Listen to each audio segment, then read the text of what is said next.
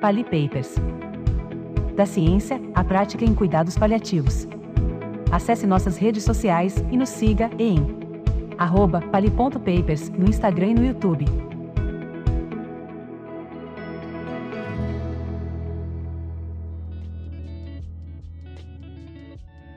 Olá, eu sou a Cláudia Nhaia e esse é o 17º episódio do Pali Papers. E hoje nós trazemos o tema Cuidados paliativos e fim de vida em doença cardiovascular crítica. Olá, sou Rodrigo Santos, estou muito feliz de estar aqui gravando mais esse episódio com vocês. A gente vai discutir um artigo que saiu na Circulation agora em 2025, que é um Scientific Statement. Então eles colocam Palliative End of Life Care During Critical Cardiovascular Illness, ou seja, cuidado paliativo e cuidado de fim de vida em doenças cardiovasculares críticas. Então eles colocam isso como um posicionamento da American Heart Association, que a gente conhece, né? Tem vários guidelines, vários posicionamentos que são super importantes. E a gente ficou bem feliz de ver essa publicação, colocando o foco em cuidado paliativo. A gente vai discutir, entrar um pouco mais em detalhes aí do que essa publicação traz. Para falar com a gente a respeito desse material super rico e que eu já faço um convite para que vocês busquem ver, ler, olhar visualmente esse artigo, porque ele é muito bonito, tem coisas muito legais de apresentação, de gráfico, para quem dá aula, tá super bacana. E para falar com a gente sobre esse artigo, nós temos um novo membro do Pali Papers a partir desse ano agora, finzinho de 2025 e a partir de 2026 com tudo, o Fernando Xavier Silva, que é nosso colega do Rio de Janeiro, médico clínico paliativista, especialista em dor e acupuntura, membro da Câmara Técnica de Cuidados Paliativos da Rede DOR e do Comitê de Bioética da NCP, e foi fellow da Universidade de Toronto, onde participou do ambulatório de cuidados paliativos em doenças cardíacas avançadas. Seja muito bem-vindo, Fernando. Poxa, obrigado, Cláudia. Obrigado, Rodrigo. Na verdade, é uma expectativa muito grande de me juntar a esse projeto há muito tempo já. Eu tenho uma admiração incrível sobre o que vocês têm feito, mostrando a maturidade da discussão de cuidados paliativos baseada em evidência no Brasil, né, e trazendo isso para a nossa prática. Então é um super prazer estar aqui. Vai ser uma delícia a gente discutir esse artigo de uma área que eu me debrucei lá um pouquinho durante meu estado em Toronto e que foi super rico como experiência.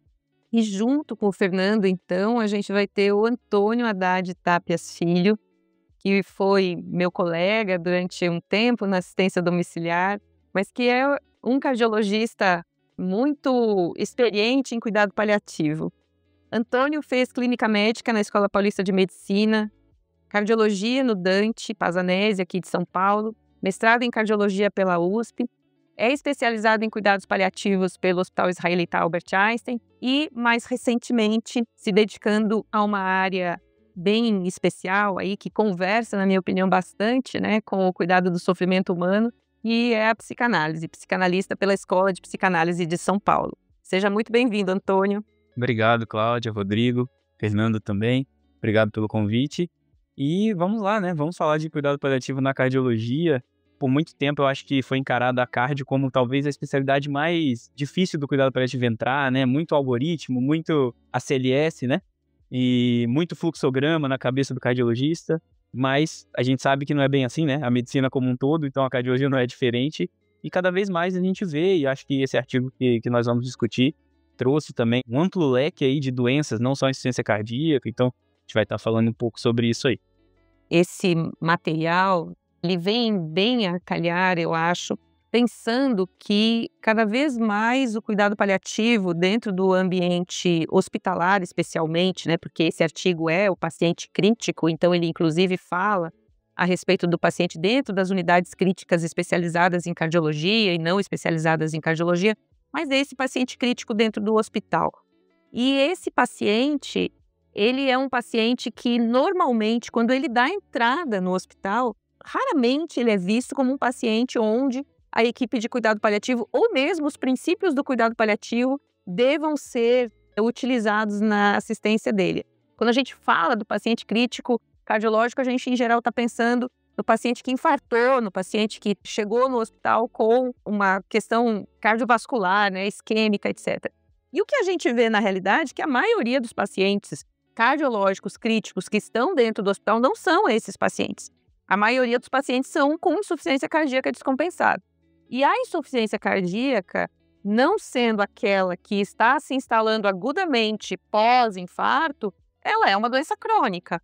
E, com certeza, ela é uma doença que, para aquele paciente estar crítico dentro de uma UTI, utilizando uma droga vasoativa ou, eventualmente, fazendo doses cavalares lá de furosemida e tendo, né, seu atendimento todo cercado de uma série de outras falências orgânicas que caminham junto, esse paciente ele não surgiu do nada, né? Ele vem perdendo função cardíaca ao longo de um determinado tempo e, com certeza, ele poderia ter tido outras oportunidades de se falar a respeito do cuidado paliativo para esse núcleo.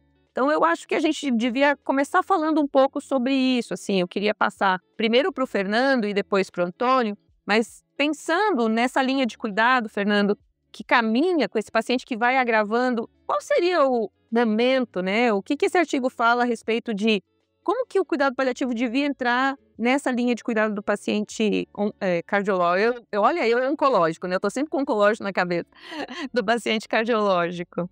Cláudia, esse eu acho que é o conceito fundamental aí da discussão inicial do artigo, né? Você falou do modelo da insuficiência cardíaca, esse modelo tem sido o grande modelo de discussão de cuidados paliativos em cardiologia.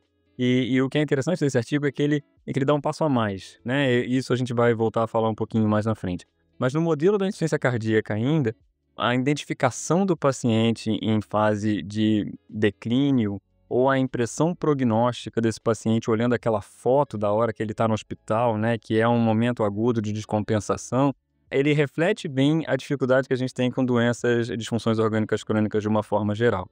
Aquele olhar que, se o colega do hospital está olhando aquele momento crítico do paciente, é muito difícil de diferenciar o paciente que está na abertura do quadro clínico, quando ele fez o diagnóstico da insuficiência cardíaca, ou se é uma descompensação no meio do caminho.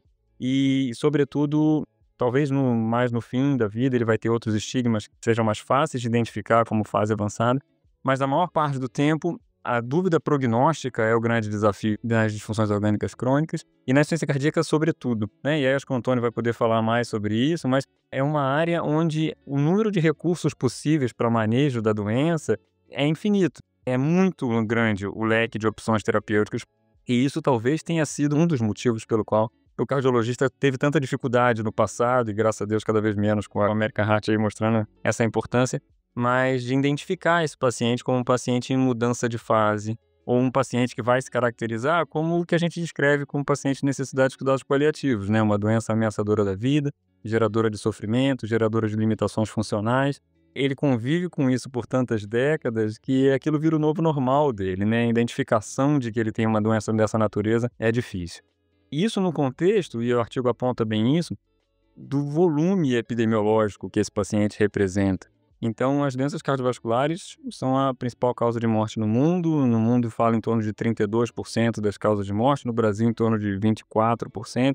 Então, a gente está falando do maior grupo de pacientes com necessidade de cuidados paliativos. Diferente do que a gente poderia ainda, alguns de nós ainda imaginam que o doente oncológico, ou doente com demência até, com doença neurodegenerativa fossem os grupos principais, mas o doente cardiovascular, ele é o principal grupo. E a insuficiência cardíaca com perfil, uma parcela deles, e os outros grupos de doenças cardiovasculares, como a gente vai falar mais para frente. Então, respondendo a sua pergunta, o que o artigo propõe é que a gente abra um pouco mão dessa tentativa de definir um prognóstico, para o prognóstico ser o nosso gatilho para chamar o cuidado paliativo, e passar a chamar o cuidado paliativo medido pela necessidade do paciente. Então, a ampliação da interpretação de qual é o papel do cuidado paliativo no controle de sintoma, na melhoria da qualidade de vida, na discussão dos valores, no acolhimento dessa família em sofrimento, nas discussões complexas sobre o que fazer dos 1 milhão de procedimentos que o cardiologista vai tirar da manga para cuidar desse paciente, desde o momento zero, né? No momento que esse paciente tiver necessidade, o cuidado paliativo está lá. No dia que esse paciente precisa menos um pouco, a gente se afasta um pouquinho na hora que o cardiologista fala, voltou a precisar, então a gente se aproxima de novo. Então, ele propõe esse modelo mais flexível, onde a gente se aproxima por necessidade, em vez de tentar esperar um momento prognóstico específico que é tão difícil de achar. Né, Antônio? Acho que é essa a impressão.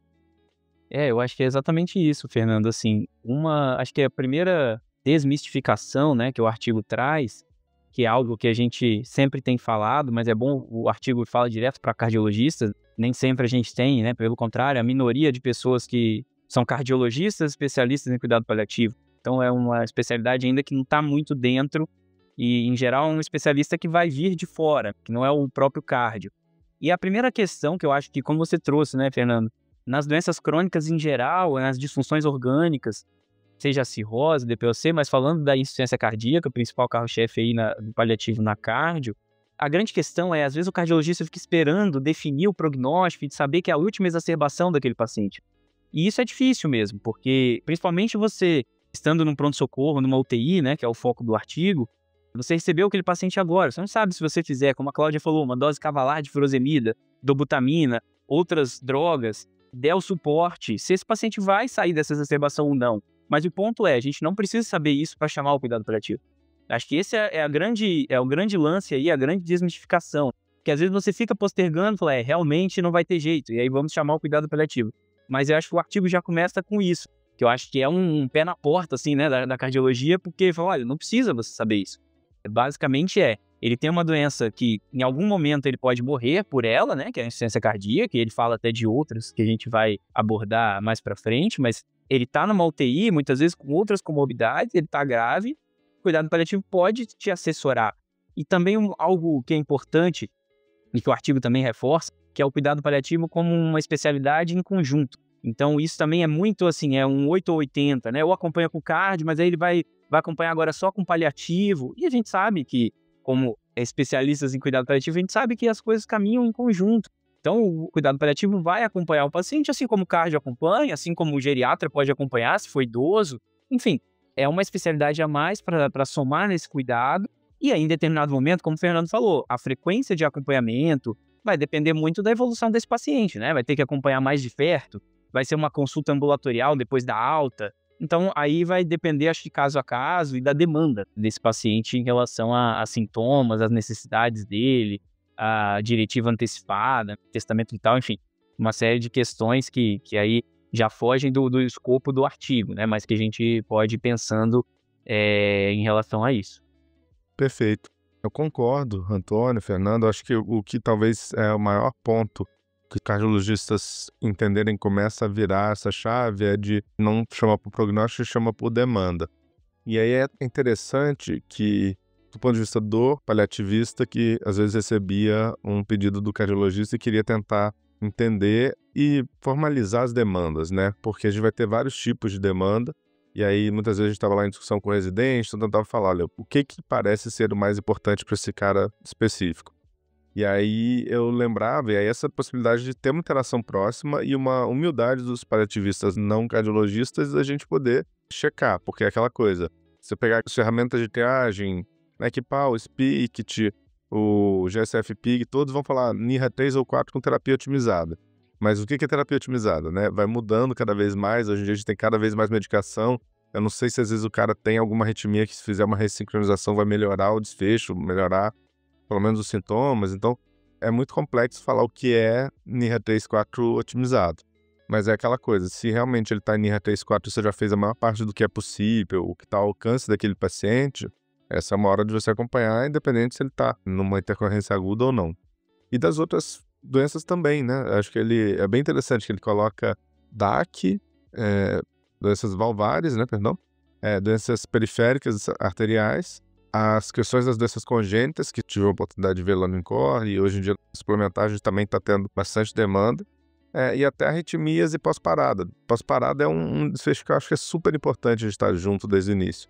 Não é porque a gente está acompanhando pós-parada que não vai ter uma recuperação. A gente torce para que tenha, mas se tiver vai ser uma reabilitação em geral um pouco mais longa e vai ter adaptações para fazer em casa.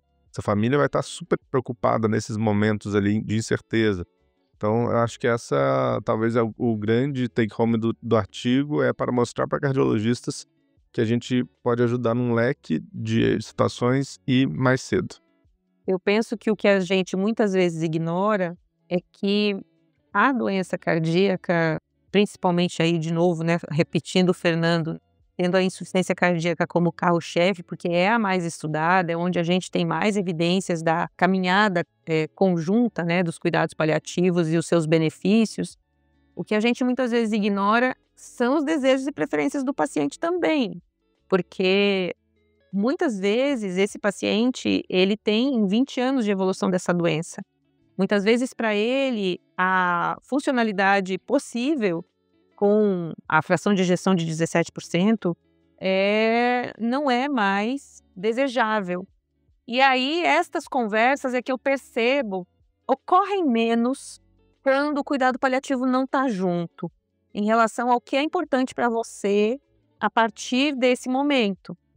Foi descido, né, um degrau de funcionalidade que agora faz a pessoa que já era dependente de oxigênio não conseguir mais, por exemplo, sair da cama, ou só conseguir se auxiliar nas transferências.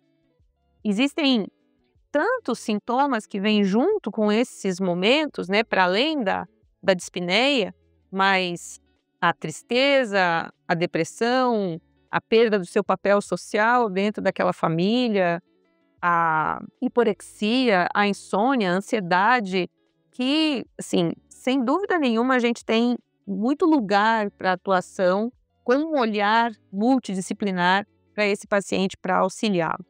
Entendo que, e o artigo chama atenção disso também, já no comecinho dele, que a educação em cuidado paliativo, dentro da cardiologia, tem um gap, né? um buraco negro ali, onde ela definitivamente não acontece. Não é nenhuma prerrogativa da cardiologia, se nós pensarmos em outras especialidades que têm tantos pacientes necessitados quanto a cardiologia, como a neuro, por exemplo, a gente vai encontrar um cenário relativamente parecido.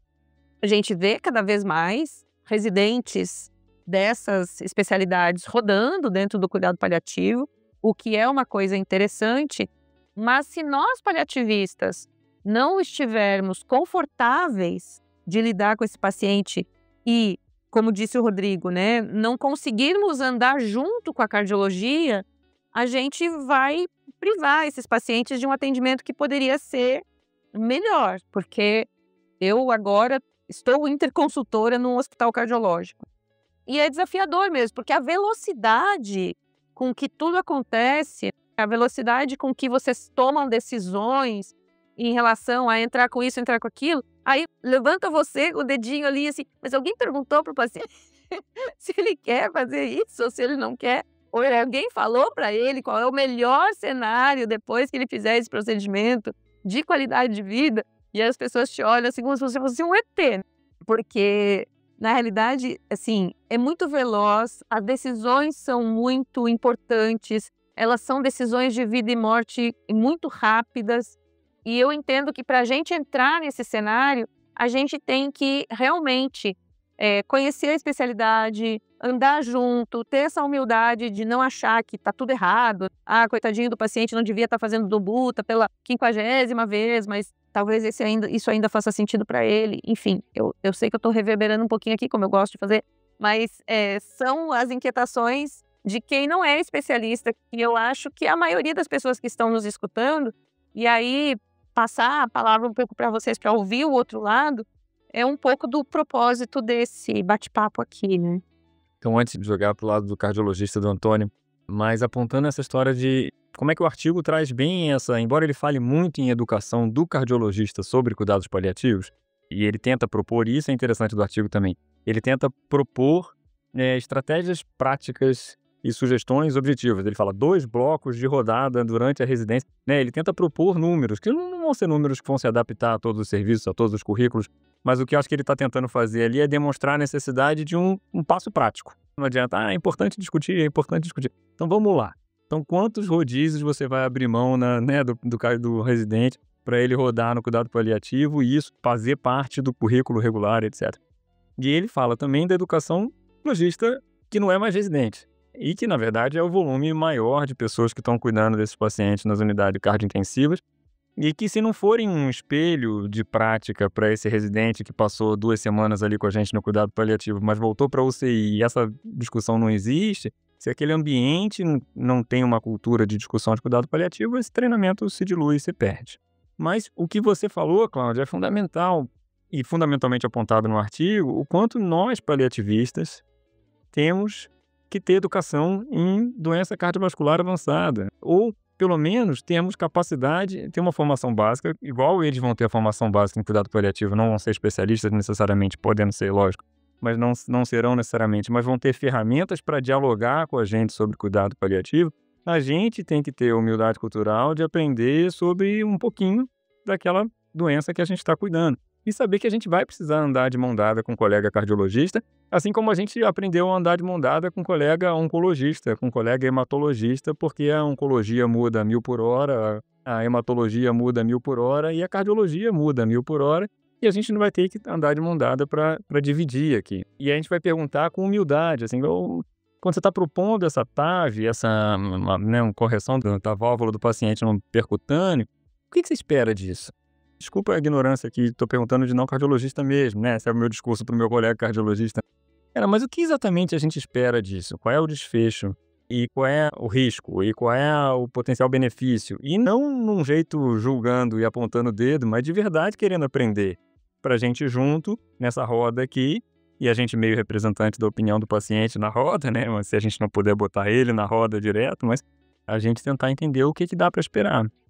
Então, essa educação bilateral, e quanto mais precoce a gente entrar, mais terapias modificadoras de doença, mais estratégias de tratamento estarão disponíveis, né? E se a gente está se propondo a ser um paliativista precoce, a gente vai ter que aprender muito, né?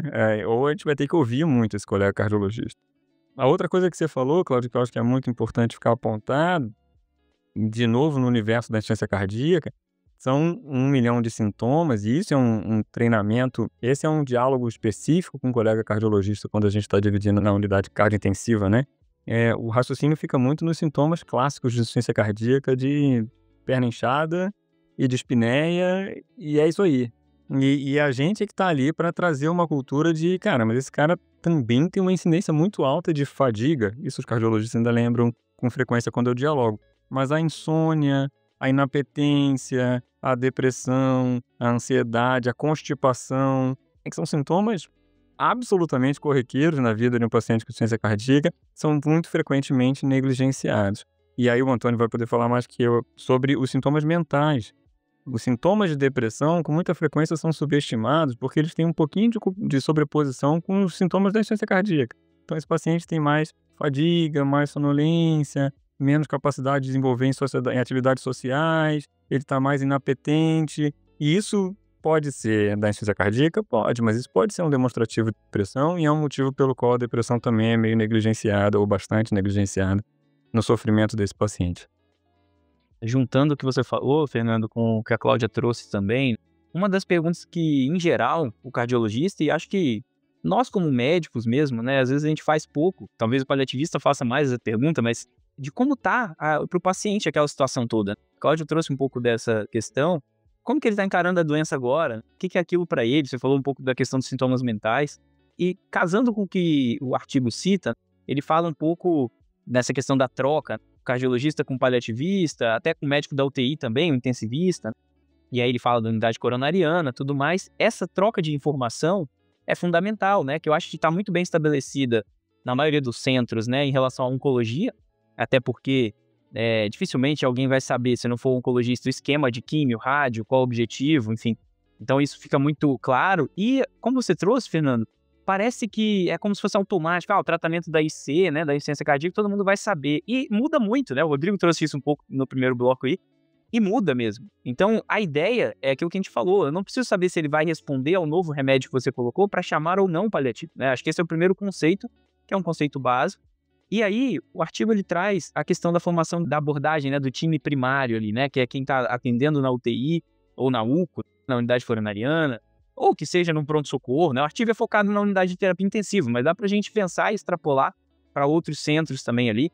E a ideia é, esse primeiro profissional que atende, ele tem uma formação mínima, uma ideia mínima, né? Não digo nem formação, mas uma ideia mínima conceitual do que que são os cuidados paliativos, para que esse profissional serve, né? Vamos dizer, naquele contexto, e ele abordar algumas coisas, como vocês falaram, os desejos do paciente, as vontades, talvez, ele até cita, colocar como aquele pacote, aquele planejamento inicial, plano de cuidado da UTI inicialmente, uma reunião familiar.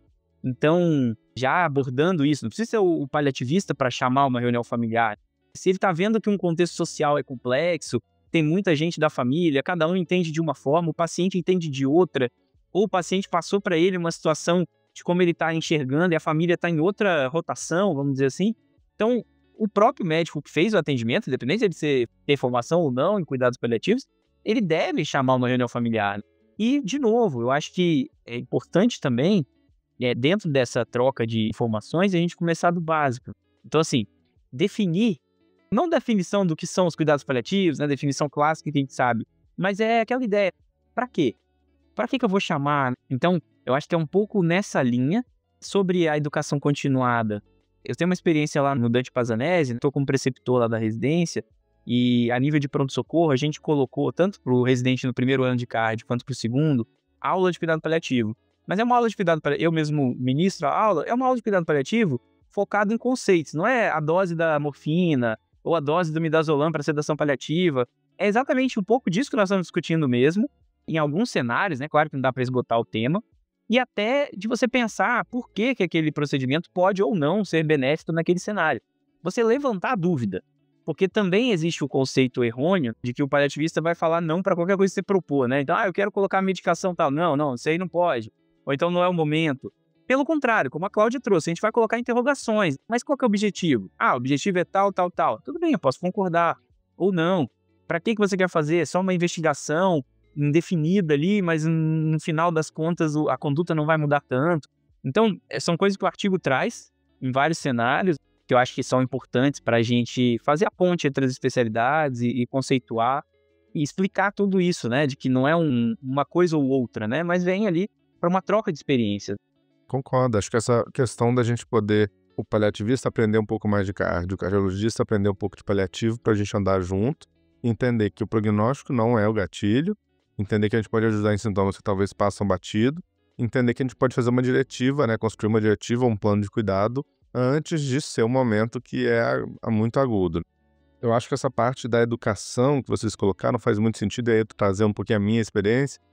Se a gente pensar aqui, talvez as 3 maiores demandas de cuidado paliativo, câncer, doenças cardiovasculares e demências, a geriatria em geral passa um mês obrigatório. Tô falando só da experiência ali do HC. A oncologia passa pelo menos um mês. Até a clínica, a infecto, a neuro passa um mês obrigatório, e até onde quando estava lá, o INCOR ainda não tinha um mês obrigatório. Claro que, poxa, a residência de cardio é muito corrida. O que o Fernando falou, tá bom, a gente vai colocar isso, vai tirar o quê? Porque cada vez mais tem muita evidência, muita coisa para colocar na prática. Mas eu acho que ter essa proximidade é muito importante para a gente poder mudar os desfechos. Então é bem interessante que ele traz ali, uma enorme maioria dos pacientes tem discussões sobre proporcionalidades, suporte avançado, alguma limitação e tal, nas últimas 24 horas. E isso é parecido, se a gente for retomar lá atrás, tem um artigo seminal aí, que é o Suporte, saiu no JAMA em 1995, está completando aí 30 anos, em que eles traziam que mais ou menos metade das decisões de não RCP saíam nos últimos 2 dias de vida. E tinha lá um dado, eu não vou saber precisar agora o número certinho, mas que uma parte relevante dos cardiologistas estimava que o paciente teria mais de 6 meses de vida, num cenário que na prática ele teve dias. Então acho que essa é a realidade que a gente tem que mudar. É interessante esse novo trabalho, que ele mostra que, por exemplo, em pós-PCR aumentou mais de 10 vezes a chamada de cuidado paliativo, então tem sim sinais de que está melhorando, mas eu acho que, pensando assim, né, nessa interface que eu tinha com os residentes da cardiologia percebiam rápido o benefício de chamar a gente. Chamavam, às vezes, alguns cardiologistas mais antigos, que não tinham tanta proximidade, tinham mais resistência. Mas também é muito fácil virar vou ser sincero, a nossa realidade lá, às vezes PS lotado, e o paciente falava, vou chamar o paliativo porque talvez eles transfiram para a unidade deles, e aí é uma preocupação a menos para mim. Mas muitas vezes você chegava e não tinha indicação, ou o paciente era candidato a um trial, ou a gente precisava pelo menos fazer uma reunião. Então, acho que essa coisa de poder ensinar bem ensinado, né, não é só mostrar que a gente existe e ajudamos, mas o que é uma deliberação para entender o melhor lugar de cuidar do paciente. E pensando na grande maioria dos lugares que a gente está atuando hoje, a gente não tem uma unidade perfilizada de cuidado paliativo. Mas eu queria passar agora um outro assunto que ele traz bastante aqui, que é do papel do especialista em cuidado paliativo nas deliberações bioéticas. Que o cenário da cardiologia você vai ter vários dilemas, como retirada de suporte, pacientes às vezes que estão em ECMO, em assistência ventricular, pacientes que tenham marca-passo CDI. E uma coisa que eu via muito, que eu fico bem angustiado, exatamente, precisa de entender bem do cardiologista qual é o melhor cenário naquele caso, mas às vezes eu via que os cardiologistas, após ter instituído uma medida, não pensavam na possibilidade de retirada como de um balão intraórtico, ou de uma dobutamina.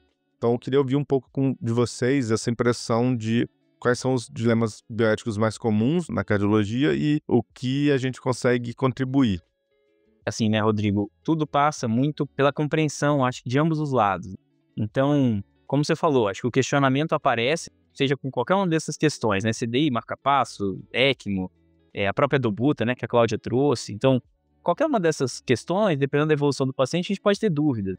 O que eu percebo, é óbvio, tem casos de resistência, mesmo a pessoa compreendendo tudo, ela não consegue desligar, talvez ou desligar, ou enfim, reduzir dose, dependendo do que for, né, ou tirar o dispositivo, porque não se sente confortável exatamente com aquilo. Uma provocação que eu gosto sempre de estimular os residentes a pensar, e aí, obviamente, depois a gente discute com eles, né, sobre isso, mas se você tirar um desses suportes em determinado momento, é eutanásia? Porque não é, né, a gente sabe que não é, mas na cabeça da pessoa que está fazendo, muitas vezes ele acha que sim. Aí, às vezes, eles falam, não, acho que não é, né, você está me perguntando, e aí eu provoco de novo, né? Eu falei, mas se ele morrer logo em seguida, tirou e morreu. Aí já é mais complicado. Então, assim, mas são questões que, para quem tem a formação do cuidado paliativo, isso fica muito óbvio, mas se não está óbvio nem para o residente, nem para o médico, principalmente os médicos, às vezes, de gerações que o cuidado paliativo ainda não estava tão bem institucionalizado. Se a gente tem essa discussão hoje, né, em 2025, então, assim, o cenário mudou, claro, mudou para melhor, mas ainda tem muita questão para a gente debater e conversar mesmo com as especialidades, e a cardio acho que está dentro disso. Uma outra questão, também, junto com o que nós abordamos de início, que é a questão do avanço na questão das evidências científicas na cardio. Na cardio é uma especialidade que tem talvez a maior robustez de estudo científico e tal. Então as coisas vão mudando muito e cada vez tem mais opção. E a provocação que a gente faz é, bom, será que essa opção ela não é fútil agora, né? Ela não é uma opção que está fugindo muito aqui, não vai trazer grande benefício. Então o artigo até traz algo, o Fernando falou sobre a TAV na última fala dele, mas o artigo até traz dados assim, estarrecedores. Quando a gente pega e analisa os dados de 47% de mortalidade em 2 anos, né, da TAV, lógico que vai ser dependendo do centro, dependendo do perfil do paciente, mas de qualquer maneira são dados de literatura e são dados que chamam a atenção, né, quase metade. E além do que, 17% dos que sobrevivem continuam classificacional 3. Então, assim, será que isso ajuda tanto no controle de sintoma para todo mundo? Essa é a provocação, né? É óbvio que ajuda para alguns pacientes, mas não dá pra gente generalizar. Falar, bom, estenose aórtica tá e acabou, né? Vai resolver para todo mundo. Quando não é, e isso vale para outros procedimentos na cardio. E aí bate também uma resistência em chamar o paliativista naquela questão assim, bom, e se esse cara responder a tal procedimento e agora ele tá paliado? Assim, é o que a gente falou no primeiro bloco, não tem nada a ver, mas na cabeça do imaginário do cardiologista em geral, claro que tem exceções, mas fica isso. Então assim, não vou chamar agora, porque vai que esse cara responde a determinado procedimento. Então, eu acho que é por aí. Não sei que o Fernando queria falar, o Rodrigo também. É só ia complementar, porque acho que tem essa coisa. O cardiologista e o oncologista, em geral, sabem muito das evidências, mas eu acho que tem um viés impossível, que é o vínculo com o paciente, e às vezes você levar mais em conta as estatísticas positivas. Não sei quantos cardiologistas pensam nessa estatística de 47% de mortalidade pós-TAV em 2 anos. No GSF tem lá, né, até cita um artigo original, 50% de mortalidade de pacientes com mais que 75 anos que têm uma insuficiência cardíaca, uma descompensação da insuficiência cardíaca. Às vezes eu chamo o cardiologista e falo, ótimo, se você tirou ela dessa descompensação, maravilha, vamos voltar para casa e tentar ter qualidade de vida. Mas e se ela voltar a reinternar? A gente sabe que isso é mais provável do que improvável. E como vai ser? Porque mesmo com os suportes, mesmo com as invasões que você pode imaginar, metade dos pacientes não vão estar vivos daqui a 1 ano. Então aí acho que também é uma maneira, né, de colocar em número. E aí a gente colocar, né, isso que a gente sempre fala também, que o paliativo não é bom senso, não é achismo, a gente tem aqui evidência, a gente está seguindo um dado populacional e podemos conversar, né, de evidência para evidência. Mas conta lá, Fernando, o que você acha dessa parte da bioética e dos desafios?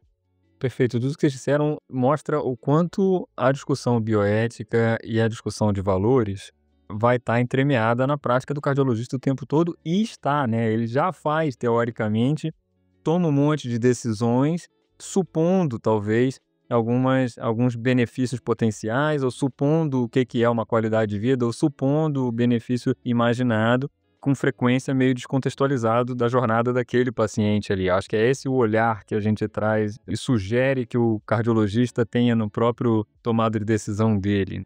E essa coisa que o Antônio falou, mas aí o doente já está paliado, né? E aí de volta sempre para aquele mindset do cuidado paliativo como um restritor de acesso a alguma coisa, como é um aprovador ou um desaprovador de coisas propostas. Que eu acho que é o grande medo do especialista outro, né? É falar, cara, não vou chamar, esse cara vai ficar me embarreirando aqui, eu vou querer um negócio, esse cara vai dizer que não tem indicação.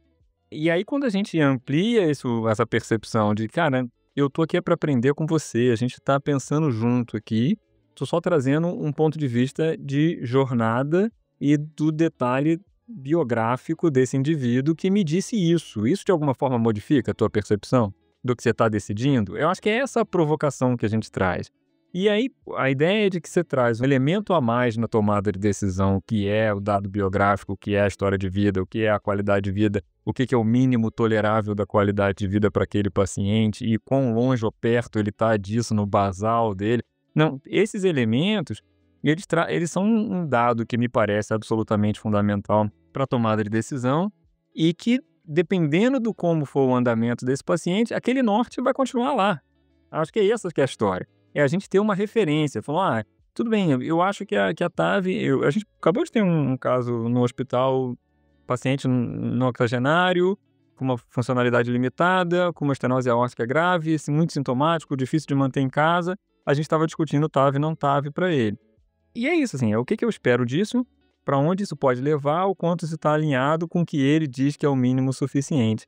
E a gente pode propor a TAV na dúvida, né? É o tal do trial. O trial é a gente, dúvida prognóstica, sugere o procedimento, vê o resultado. E a gente consegue pensar isso em intubação, a gente consegue pensar isso em antibiótico, mas a gente tem um pouco de dificuldade de pensar nisso em marca-passo, em TAV, em CAT. Se a gente estiver com um norte estabelecido, a gente pode mergulhar nos trials com um fluxograma, que é a coisa do não é bom senso, é fluxo de ação, como o Rodrigo falou. Deu certo, bom. Não deu certo, a gente sabe o que é o mínimo suficiente para aquele paciente para a gente decidir o que fazer com aquele suporte.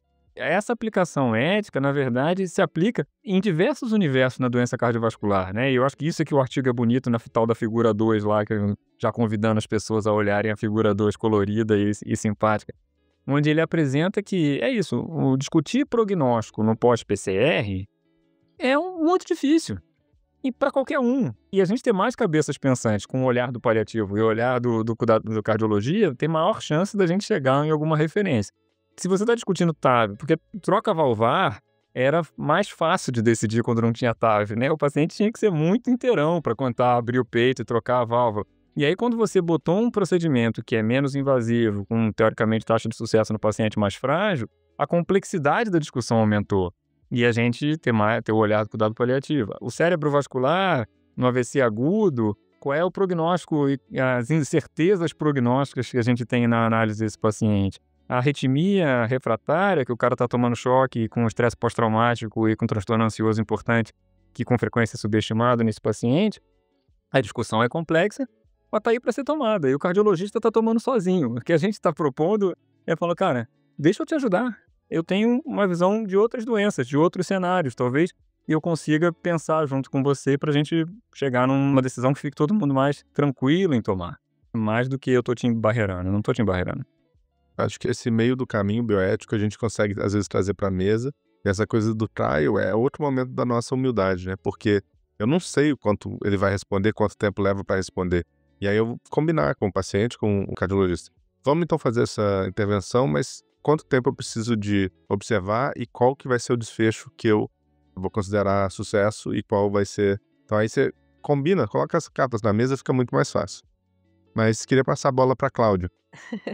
Eu fico aqui sempre pensando quando eu li o artigo, quando ele fala de desligar CDI, por exemplo, em nenhum momento ele se pergunta se isso vai ser visto como eutanásia.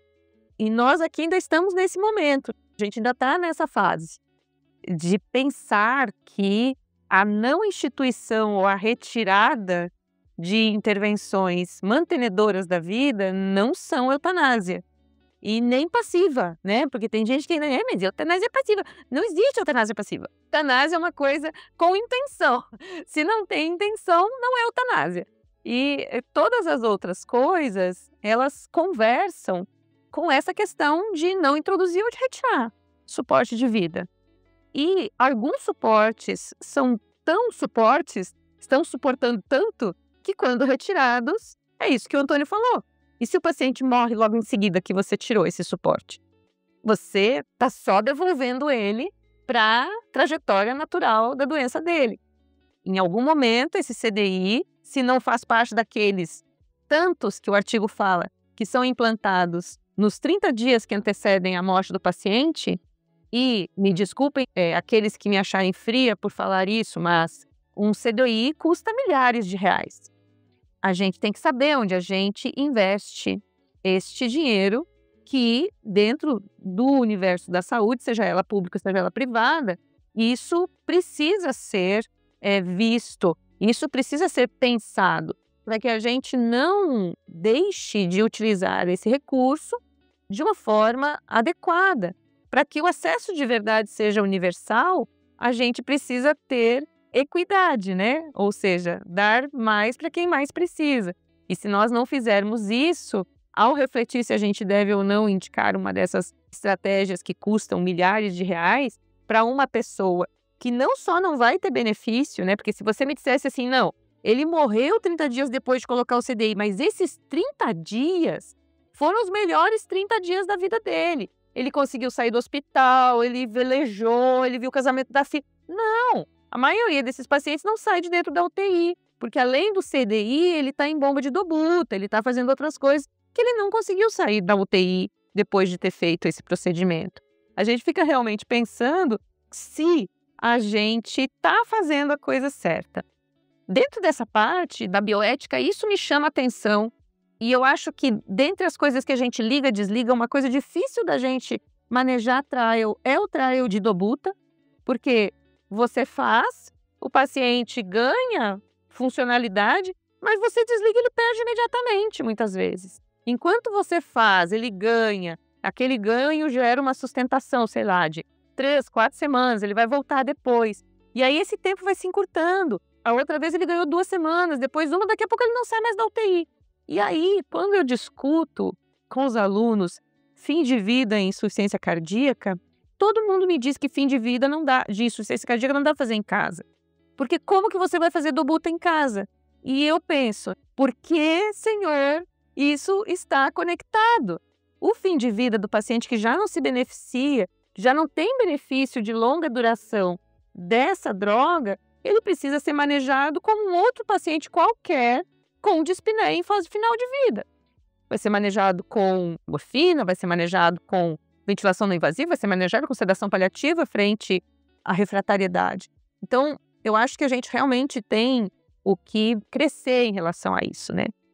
E aí, passando um pouco o que eu acho que é a parte mais crítica do artigo, né? Que fala justamente sobre a atuação do cuidado paliativo dentro da unidade cardiológica ou do paciente cardiológico crítico na UTI geral ou a unidade crítica da cardiologia, que onde a gente vai ter fundamentalmente os pacientes pós-parada, os pacientes em recirculação, os pacientes que têm aí uma insuficiência cardíaca descompensada e estão precisando de bombas de infusão, enfim, toda essa miríade aí de pacientes, aqueles pacientes gravíssimos também, em ECMO, os transplantados ou os esperando o transplante com os dispositivos de apoio ventricular.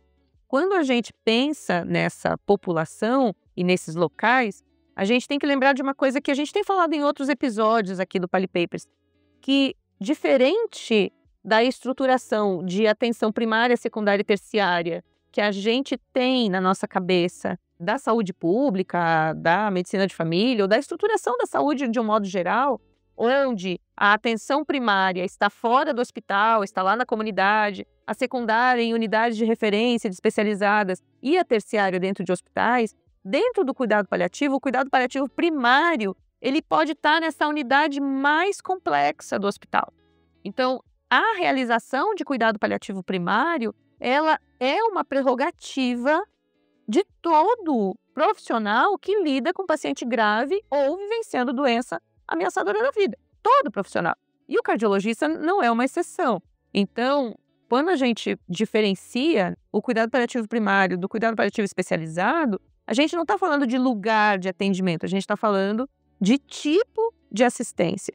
E aí eu acho que a gente tem realmente, dentro das UTIs, oportunidades inúmeras, integrando essas duas especialidades, como o Fernando tem falado, de não apenas nós aprendermos, né, mais a respeito de cardiologia, e nós não podemos fazer cuidado paliativo se nós não soubermos um pouco de cada uma dessas coisas, mas aprendermos um pouco mais, a partir dessas discussões, que o especialista também vá adquirindo mais saberes e mais mão em fazer uma coisa ou em fazer outra, ou até em transicionar alguma medida mais invasiva para medidas mais de controle de sintomas ou de conforto.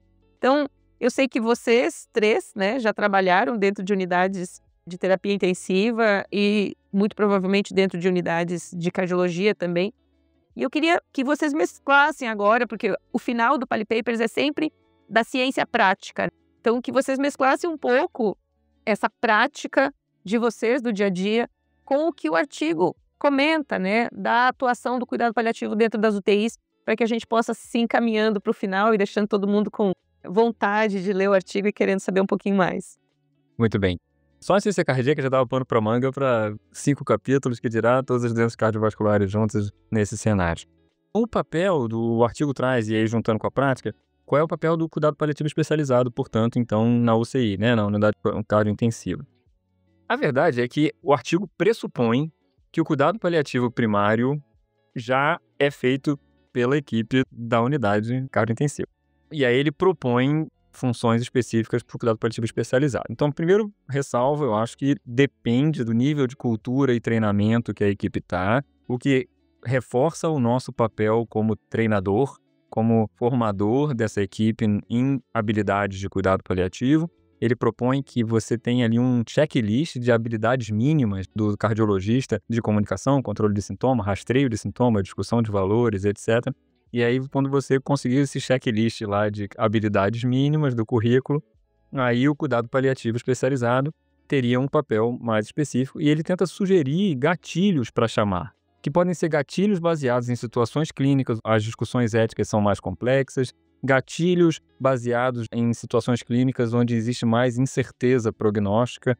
Então, a gente poderia sugerir, a TAV no octogenário. A gente poderia sugerir o cuidado pós-parada cardíaca. Então, gatilhos orgânicos e sistêmicos que aquela unidade reconheça como automaticamente chamar o cuidado paliativo especializado. E ele fala ainda sobre situações de impacto emocional grande para a equipe e para a família. Então, tem um gatilho objetivo lá. Paciente em situação catastrófica jovem, em momento de vida que aquilo que aperta botões ali emocionais da equipe muito mais intensamente, né? Discussões bioéticas mais complexas, dinâmicas familiares mais difíceis, discordância entre membros da equipe do que seria o melhor plano de ação. Então ele sugere alguns gatilhos, situação catastrófica em paciente jovem, ele sugere alguns gatilhos.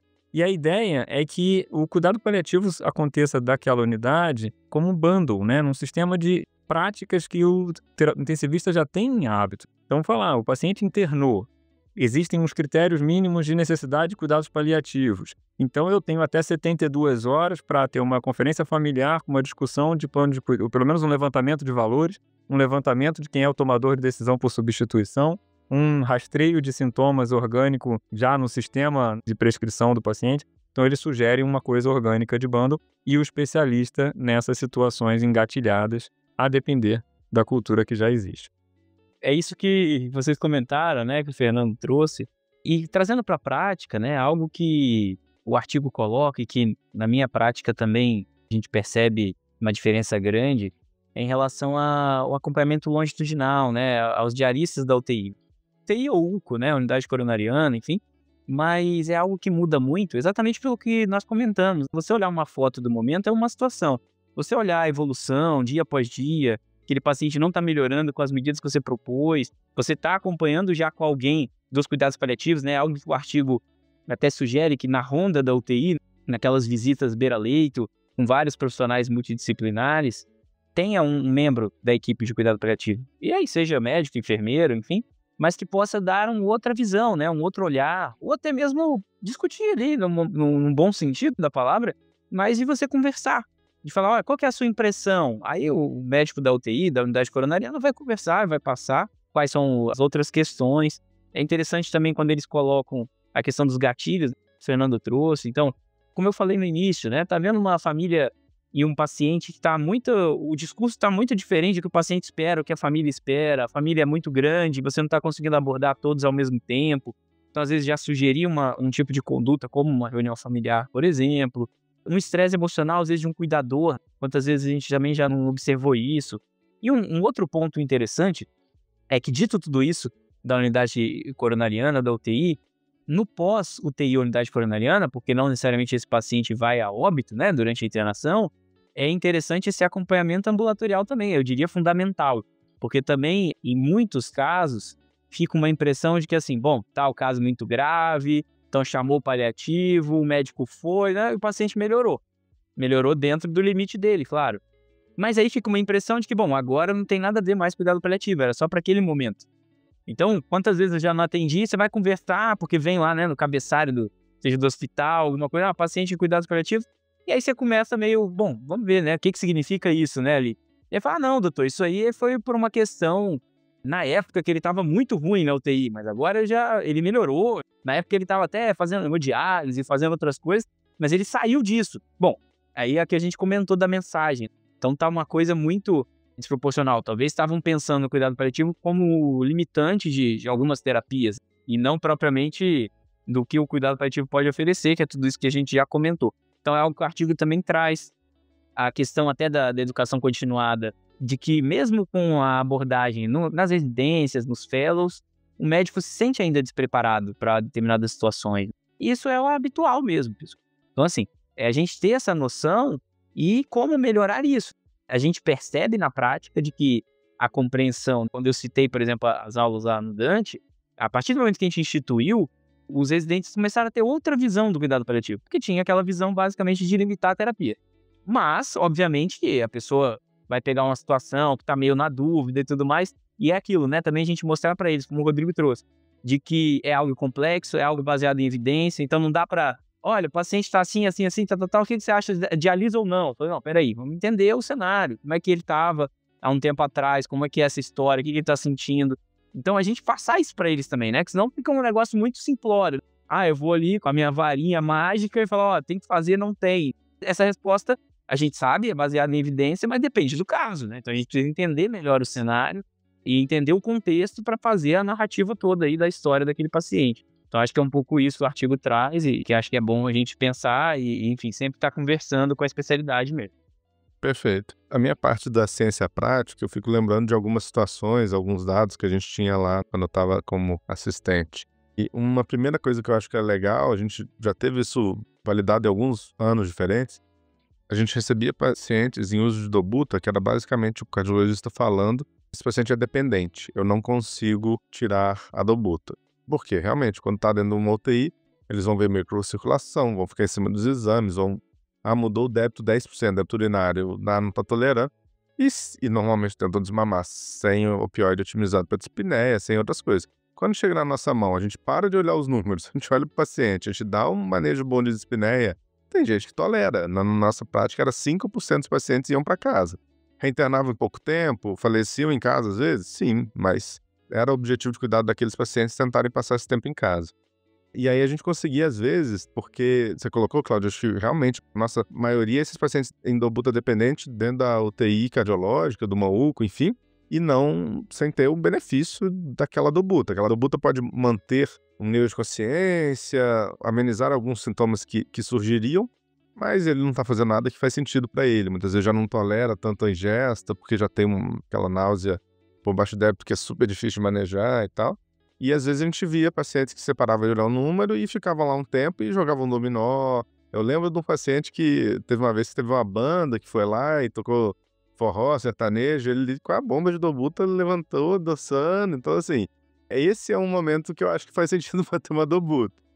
E o que eu acho que é difícil, até complementando um pouco do que você disse, dessa coisa de tirar a dobuta ou tirar um balão intraórtico, isso ser eutanásia, não é eutanásia passiva, que não existe. Uma maneira de pensar legal é, se eu tirar isso, esse cara entrar numa instabilidade grande e falecer em pouco tempo, na realidade ele estava num processo ativo que eu estava impedindo de acontecer. Então, quando você vai falar lá, esse cara está em fase final de vida, se ele está dependente de um ginotrópico, dose alta, tudo mais, fala, não, esse cara está em processo ativo, ele só está impedindo esse processo ativo de acontecer. E às vezes isso era um problema na enfermaria. Não sei se vocês já tiveram via um paciente em uso dobuta, estava lá jogando seu forró, comendo, recebendo visita, tudo ótimo. Em algum momento evoluía, fazia alguma outra disfunção, uma infecção, e aí o paciente estava em processo ativo, às vezes sedado, e em uso de dobuta. Eu falava, gente, agora essa dobuta perdeu sentido, agora a gente tira. Então, até para os paliativistas, às vezes é um pouco difícil. Mas queria passar a bola para o Fernando fazer aí um take-home messages do que a gente vê desse artigo que a gente pode levar para o nosso dia a dia. Essa coisa da dobuta é um desafio, porque ele mostra mais uma vez a humildade do paliativista de ponderar se aquilo está fazendo sentido ou não está fazendo sentido para aquele paciente. Essa é a única responsabilidade que a gente tem, né? Assim, não é dobuta sim sempre, dobuta sim nunca, dobuta não sempre, né? A gente vai ter que entender em cada momento mesmo. Bem, então eu acho que só para a gente fazer um fechamento, acho que a gente passou pelos pontos principais do artigo. A ideia é só, então, de forma nenhuma que eu vou fazer agora, substitui a leitura do artigo, é para mergulhar, é para olhar, é muito mais profundo quando a gente olha e as imagens estão super convidativas mesmo. Mas de uma forma geral, o que o artigo trouxe foi: o número de doenças cardiovasculares com necessidade de cuidados paliativos é imenso. Não vai ter nunca paliativista especialista no mundo para dar conta de ver todos esses pacientes ao mesmo tempo. Então, o cuidado paliativo primário, feito pelo cardiologista, dentro da unidade cardiointensiva, onde quer que esse paciente esteja, é absolutamente fundamental. E a necessidade de educação desses colegas em cuidados paliativos com estratégias objetivas. Quais são as habilidades mínimas que tem que estar no currículo? Qual é o tempo dedicado que tem que estar? Isso está de uma forma unificada, pelo menos nacionalmente. A ideia de que o cuidado paliativo não tem a ver com tempo de sobrevida estimado, então deixa para lá essa história de ter certeza do prognóstico ou da falha daquela intervenção para chamar o cuidado paliativo, e sim uma chamada mais flexível, baseada na necessidade, que normalmente está presente desde fases muito iniciais, desde que a fase está avançada, mas não no fim de vida. Toda vez que surgem sintomas, ou esse paciente tem uma agudização, ele está mais sintomático, então precisa de mais cuidado paliativo. Lembrado do cuidado paliativo na doença cardiovascular, além da insuficiência cardíaca, e o cardiologista vai fazer isso com facilidade, todos 1 milhão de cenários difíceis de prognosticar e de tomar decisão em doença valvar, em doença coronariana refratária, em doença arterial periférica refratária e por aí vai, né? E um pós-parada e doença cerebrovascular, etc. Ampliar essa visão de chamar o paliativista também e todos os sofrimentos específicos de cada trajetória dessa, que a gente vai precisar de parceria do colega cardiologista para saber o que esperar da trajetória daquele paciente e a gente vai trazer o olhar de trajetória e não de foto. E que a ideia é que o cuidado paliativo esteja funcionando de uma maneira orgânica dentro da unidade cardiointensiva. A proposta é que existam bundles, que existam gatilhos bem objetivos estabelecidos. Não é assim, me deu uma sensaçãozinha que é para chamar cuidado paliativo. Não, toda vez que tiver uma parada e o paciente sobreviver à parada, porque tem uma discussão prognóstica, porque tem uma decisão, isso pode ser um gatilho. Toda vez que for uma cardiopatia congênita que chegou numa fase adulta e o paciente convive com aquilo há décadas e está sintomático, toda vez que pensar em transplante, toda vez que... Então, ter gatilhos objetivos, toda vez que depois de 2 semanas não cheguei à construção de um plano de cuidados porque aquela dinâmica familiar está complexa. Então, gatilhos objetivos de chamar o especialista dentro de uma prática primária de cuidado paliativo pela equipe, entendendo o tempo de maturidade de cuidado paliativo naquela equipe para saber que percentual é de um lado, que percentual é de outro. Queria agradecer a oportunidade de conversar com vocês hoje. Acho que a troca é muito rica. Espero que quem esteja ouvindo goste do programa, mas também vá lá ver, né? Esse é um artigo que vale a pena ver. Então, se vocês quiserem fazer alguma consideração final, já deixo aí meu muito obrigado em nome do PaliPapers pelo tempo e dedicação de vocês. Eu só tenho a agradecer esse convite, acho que me sinto aqui de pontapé inicial dado para estar mais perto desse projeto maravilhoso. A ideia é trazer mais discussões de cuidado paliativo não oncológico, de cuidado paliativo na terapia intensiva, nesses caminhos onde é menos óbvio o raciocínio, e a gente trazendo a evidência e a evidência aplicada à prática para enriquecer o nosso trabalho cada vez mais. E obrigado então pelo convite de novo, Rodrigo e Cláudio, foi um prazer estar aqui. Obrigado, Antônio, pela parceria. Obrigado, pessoal. Eu também só tenho a agradecer o convite. Eu acho que é um tema dentro da cardiologia que tem que ser falado, assim como em outras especialidades, mas trazendo a cardio, e a hora que a gente conseguir mostrar para os cardiologistas, né, de que é baseado em evidência, eu acho que a gente ganha muito. Eu acho que elevar isso também, que não é um achismo, não é um feeling, né, então é importante essa divulgação dentro da especialidade. Podem ter certeza que eu vou fazer isso com esse episódio também, inclusive estimulando a leitura do artigo também. E agradecer o convite e estou à disposição. Muito obrigada a todo mundo que esteve aqui nos escutando até esse momento. Foi um prazer receber Fernando, Antônio, Rodrigo, meu parceiro de vários episódios aí. Espero que esse seja um pontapé inicial para falar sobre o cuidado paliativo na cardiologia, um pontapé inicial geralzão, que eu acho que esse statement da Academia Americana de Cardiologia nos dá, mas existem vários recortes pequenininhos que eu acho que podem ser aprofundados e a gente não pode esquecer deles. Afinal de contas, o Fernando falou muito bem, as doenças cardiovasculares, elas são responsáveis pela grande maioria das pessoas que mundialmente se beneficiariam de atendimento em cuidados paliativos. Então, não é para a gente ignorar. Mais uma vez, obrigada. Até o próximo episódio do PaliPapers.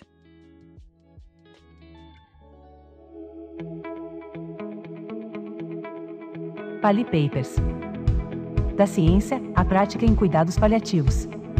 Acesse nossas redes sociais e nos siga em @pali.papers no Instagram e no YouTube.